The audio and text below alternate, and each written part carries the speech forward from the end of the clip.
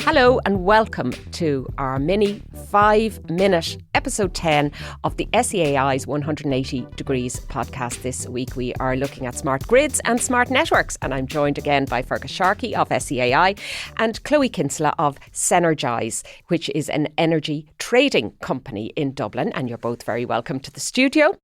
In a nutshell, can you please explain to me what are smart grids and smart networks, Fergus? In a nutshell, we're moving to a highly electrified future where we're going to have EVs and heat pumps and solar PV in many of our homes and battery storage. And we're also producing a lot more of our electricity from renewables, which are fairly weather dependent. So the smart network or the smart grid is to make all of that talk to each other, to make sure that we maximise the use of our renewable electricity, to make sure that the costs that a homeowner pays for their electricity are as low as possible by moving around when those devices might consume electricity. So Chloe, describe my home of the future. So let's talk about somebody maybe in 10 years' time. What can they expect? Great question, because we're actually running a demonstration project with SEAI. We're doing a R&D demonstration project. It's actually on my house, and in it, I've solar panels, I have an EV charger, I've installed long duration batteries, I have a switch on our hot water immersion, and we've smart switches throughout the home and for heating.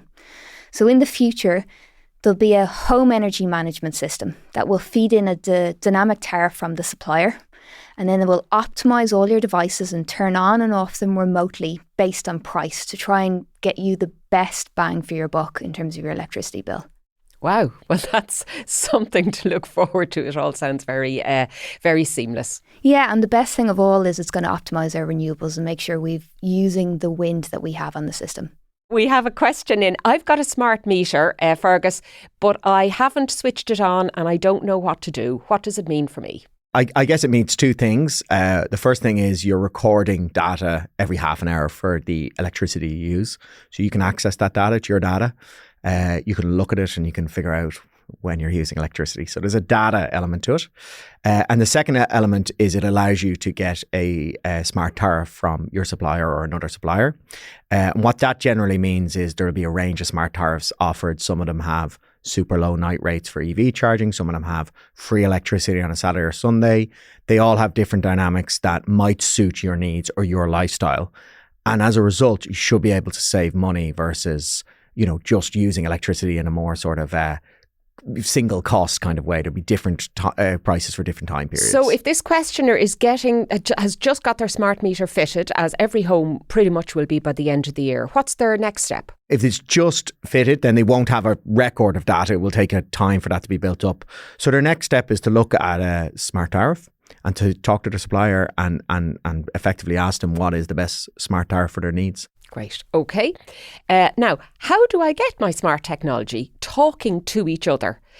Chloe, how is that going to work? My fridge and my washing machine having a conversation around me. Yeah, one of the big issues actually at the moment is all the different manufacturers are doing something different. They all have their own separate apps and everything's separate.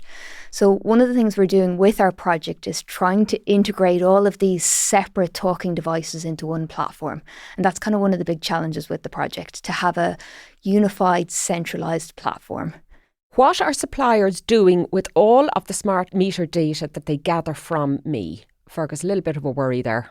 They're using it to bill you accurately, would be the first thing. So you're recording the electricity use on every half hour. So instead of estimated bill readings, you now can literally get live updates of what you're using and what you're being charged.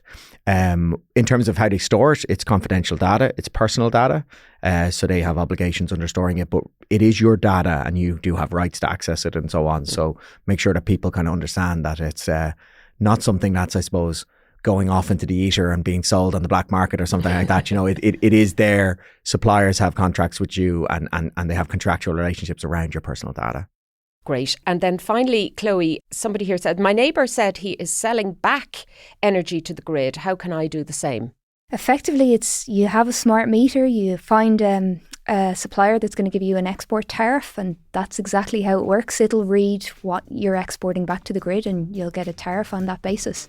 And that was a mini episode of Smart Grids and Smart Networks. If you want to listen back to the full episode, well then, of course, it is up as episode 10 of the 180 Degrees podcast with the SEAI.